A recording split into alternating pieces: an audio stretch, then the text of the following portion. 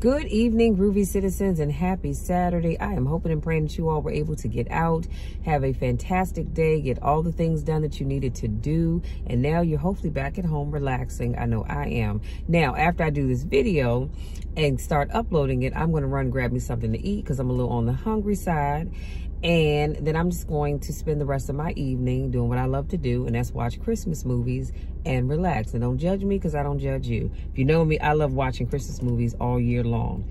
So before I jump into my topic, you guys, my Amazon order came today. And I am super excited about it, and I couldn't wait to show it to you. So I am always using highlighters because I read a lot in my update failed. Thank you very much. I read a lot in my devotionals and my journal. I don't highlight in my Bible because I have my Bible on an app on my iPad. But I can highlight it from there, so I don't need actual highlighters. But I said, you know, I'm going to order me some more highlighters. And when I tell you, there are so many choices for highlighters, trust me. So I ended up going with the Mr. Pen set of highlighters, and they came in the mail today, and I have 8 colors. Loving all of them, you guys. And this was only $4.99. $4.99 for 8 colors. So I am so excited, and I can't wait to use these tonight. Well, I'll start tomorrow because I've already written in my journals and meditation books and all that kind of stuff. So I will be using them starting tomorrow. Now, let's jump into today's topic because I could not wait to share it with you. Today's topic is the process. I'm going to say that again, 2 words, the process. But then, you know, I had to add a little something else to it. Change the way you think. As simple as that. Change the way you think. So this quote that I'm going to share with you is all by Steve Harvey, and it's powerful, y'all. And as always, I will unpack it as we go along, give you something to think about, and then bid you good day. And so he says, you wake up in the morning and you say, man, I don't feel like myself today. I got up on the wrong side of the bed. I'm not a morning person. Forming negative thoughts.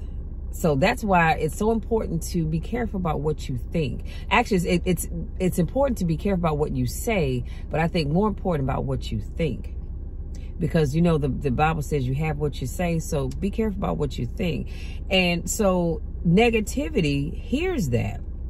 He steps to the front and he says, what did you say? And you say, I said I woke up on the wrong side of the bed today. I'm not myself. I'm not a morning person. He says, you got it right away. He said, hey, the boss just woke up and said he has a morning. And when I say he, talking about negativity, the boss just woke up and said he's not a morning person. He's having a bad day today and he ain't feeling himself. Let's get to work. So the million factory workers start producing thoughts to justify what you just said. So now, guess what? So then somebody else says, I hate my alarm clock. I hate that my alarm clock went off this morning.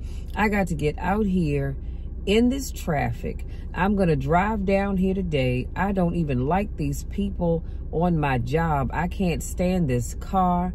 I'm finna, that's not my word, that's his. I'm finna get in this morning. Sure wish I had a new car, but I'm driving this ragged ass car, is what he said. He says, and on and on and on. He said, your day starts tumbling into what you ordered. Now, keep in mind about how he started off this quote, where the person says, I got up on the wrong side of the bed. I'm not a morning person. And so I said, you know what? I'm gonna stop saying that because I was always one to say I am so not a morning person. And when I say that, what I mean is I'm not interested in a whole bunch of hoo-ha first thing in the morning. Okay, I'm still trying to wake up. Chances are I'm tired. I would rather still be in the bed sleep. So I don't feel like a whole bunch of conversation and all that other good stuff. That's what I mean when I say I'm not a morning person. Now, when I wake up, I'm good because I always say today's going to be a great day, but I just don't want a whole lot. I don't want to have to deal with a whole lot of stuff. You know what I'm saying? But I said I'm going to stop saying that. And then he says, at the top of the day, You could wake up in the morning and you say, you know what? Today is going to be a great day. I say that every morning, my hand to God, every morning I say, Michelle, today is going to be a great day no matter what. It doesn't matter what it looks like. It doesn't matter what it feels like. It doesn't matter what anybody says. It doesn't matter what anybody does. It doesn't matter what they don't say or what they don't do. It is going to be a great day. Period. End of sentence. And I say that every day. I say it with conviction and I mean it. And lo and behold, every day is a great day. Now, are there days that have their challenges? Of course there are, but it's still going to be a great day. But I digress. He says, I expect something really good to happen for me today. Thank you, Lord, for waking me up this morning. He, again, meaning negativity, said, what did you say? And you say, I said, I'm having a great day today. I expect something good to happen today. Thank you, Lord, for waking me up. Forming the positive turns around and goes, all right, let me have your attention. And then insert your name. So I'm going to say Michelle is having a great day. So this is positivity. Say Michelle is having a great day. They are expecting some wonderful things to happen. And let's get it going. And they start manufacturing thoughts. Same brain. I can't wait to go to work today. It may not be the job I want. Come on, somebody, but at least I got a job. Let me put a pin right here. If you are going to a job every day that you don't really want, I need you to stop saying, I hate this job. I hate my coworkers. I don't like my coworkers. I hate being here. Instead, you need to turn on that negativity switch and start saying, Lord, because this is my thing. I'll say, Lord, this may not be the job that I want, but I'm thankful for it. I'm thankful for it because I get a paycheck. I'm thankful for it because I can live the life that I want to live. I'm thankful for having employment. That's what you need to say to yourself, not focusing on what you don't like. Now, for me, hate is a strong word. I don't say I hate anything. I dislike things and I dislike people, but I don't hate them. Again, let me move on. He says, then you go on to say, I appreciate the fact that I don't have a car, but at least I can walk to the train. And it's just like for those people, even that live on my street, there are a couple of my neighbors, I don't know if they don't have a car, if they just don't drive or whatever the case may be, but I see them walking to the subway station in the morning. So they may not have a car, but guess what? They can walk to the metro station. It's probably about from my house or even at the top of the hill, probably about a good maybe 10-minute walk. You know, there are people that don't have a car, but guess what? They can call an Uber, they can call a Lyft. So while I may not have a car, I'm thankful that I can pay for somebody to take me where I need to be. So you always find the positive in things. And he said, that's how your mind works 24/7. It never turns off. You have got to change the way you think. It is the whole determining factor of where you go in life. He said, we are all where we are today. Hear me now, because we thought ourselves to this position. I got to put a pin. I got to pause for station identification. Let me say that one more time. He says, we are all where we are today because we thought ourselves in this position. Whatever it is that you think on a regular basis, that's why you are where you are. That's why you have what you have. So you have to be careful about what you're thinking. He says, if you don't like the position, think yourself out of it. Change your attitude. You change your attitude. Believe it or not, every successful person in this world has jumped. That's powerful. You cannot just exist in this life. You have got to try to live. If you are if you are waking up thinking that there's got to be more to your life than it is, believe me, it is. If you, and put a pin right here, if you've ever said to yourself, man, it's got to be more than life than just this. Lord, I know I was called to do more than just go to this job that I don't like, to work with people that I can't stand, and then come home and just sit in the house and then do it all again tomorrow. It's got to be more to it. That if you're thinking that, guess what? That's because there is more to it. But you've got to jump.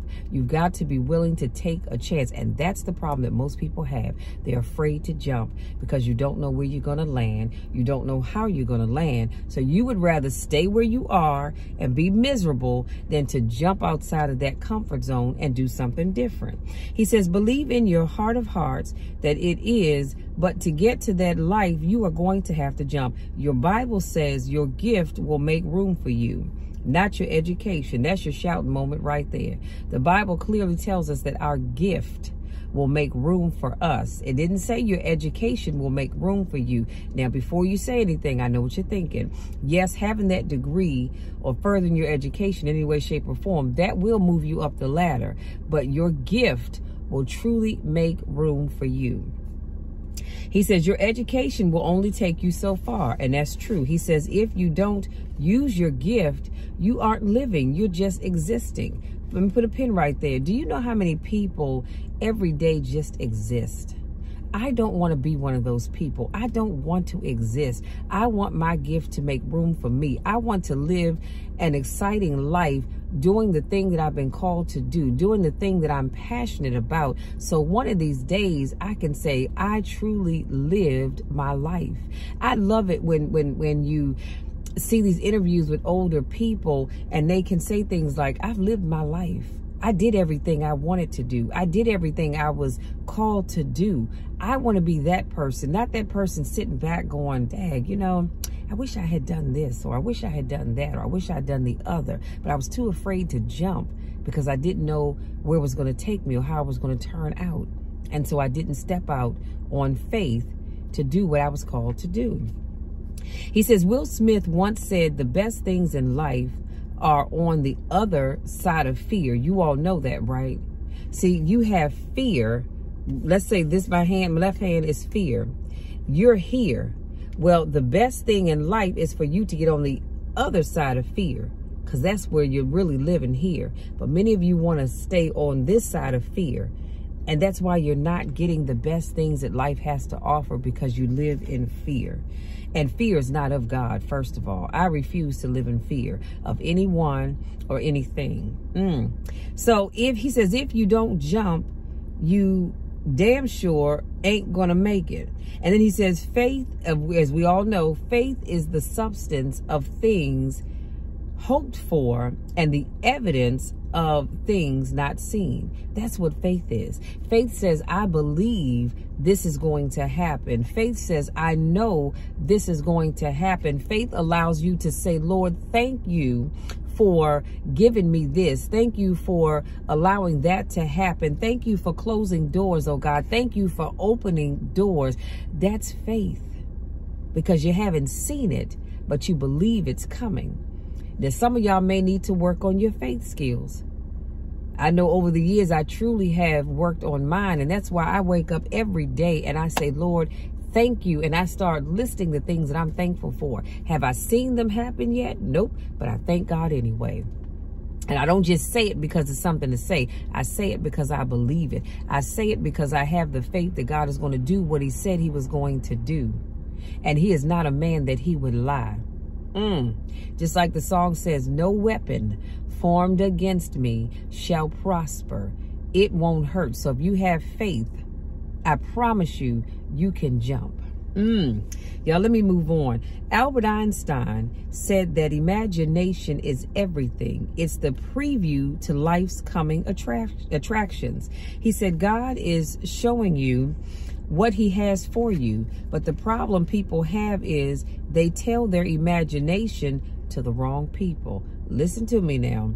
See, if you want to kill a big dream, tell it to a small-minded person.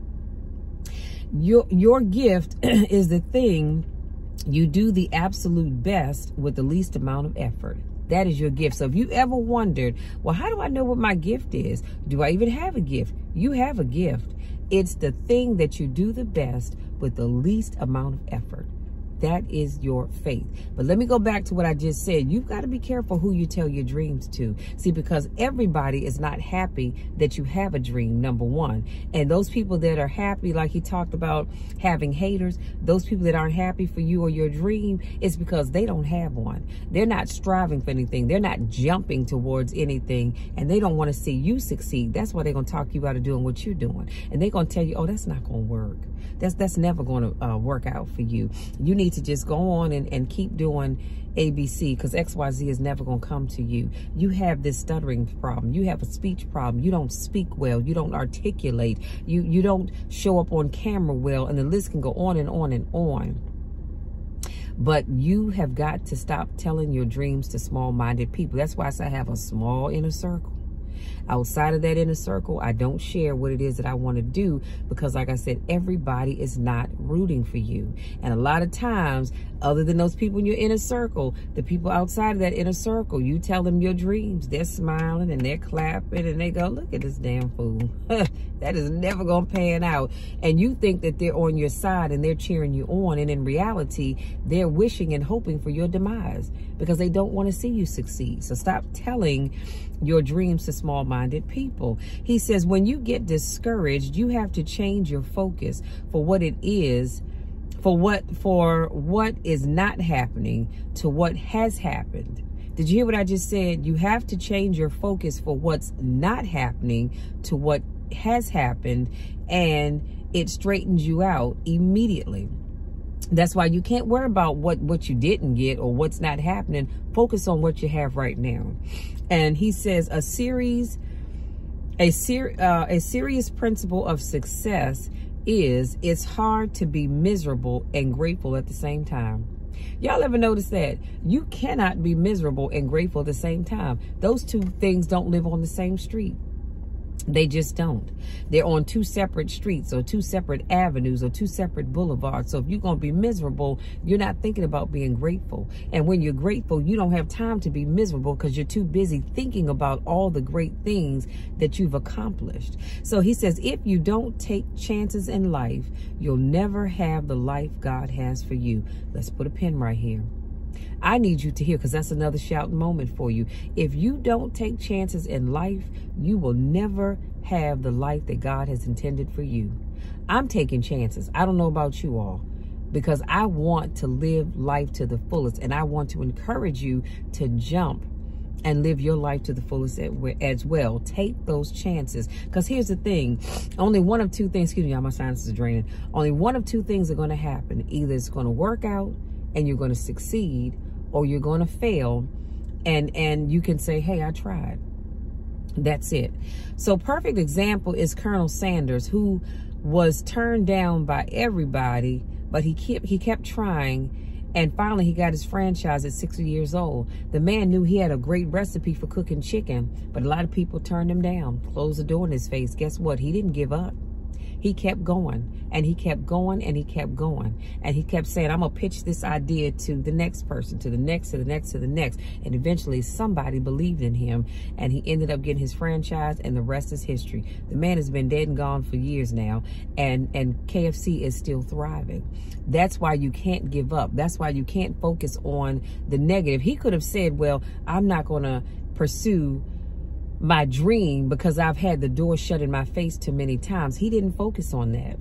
He brushed himself off and said, okay, that's fine. You know, they didn't like what I had to offer. Not a problem. I'm going to go pitch my spiel to somebody else, because eventually somebody's going to want it. He said, Steve says, as long as God is waking you up in the morning, y'all, this will shout you right here. That's the sign that he ain't through with you yet. So stop tripping. I got to say that one more time.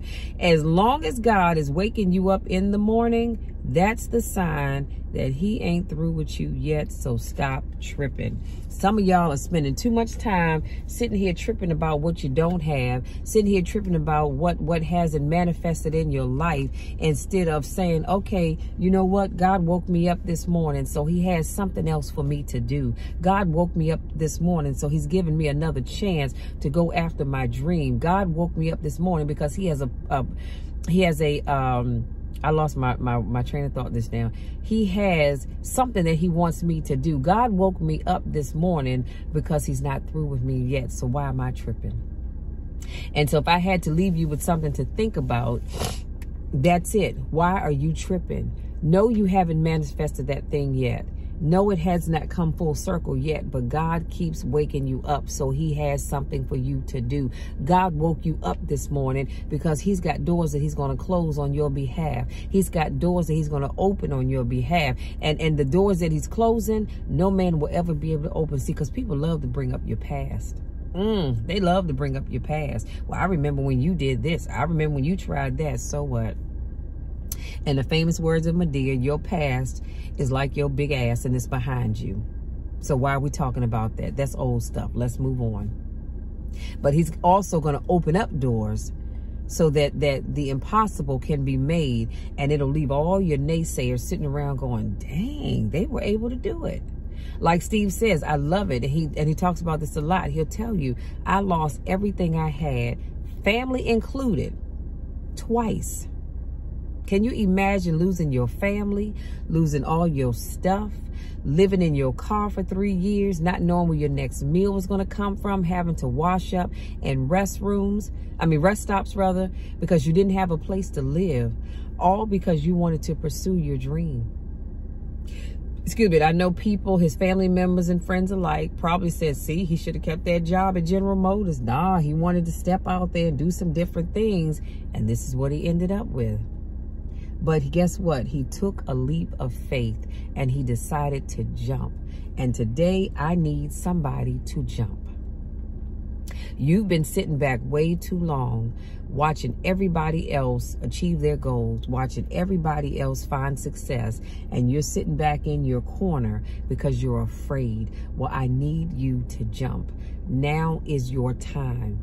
It is your time. It is your time. It is your time. And if you were looking for that thing, because sometimes we say, well, Lord, I'm waiting for the Holy Spirit to speak to me. Guess what? I'm speaking to you. God is using me to speak to you to say, this is your time. It is time to jump. Stop being afraid. Stop being worried about what people are going to say or what they're going to think, because what they say and think is none of your business. It's none of my business, because they're going to say and think what they want. You focus on what it is that you want to accomplish. Don't worry about what people are going to say and think, because again, that's none of our business.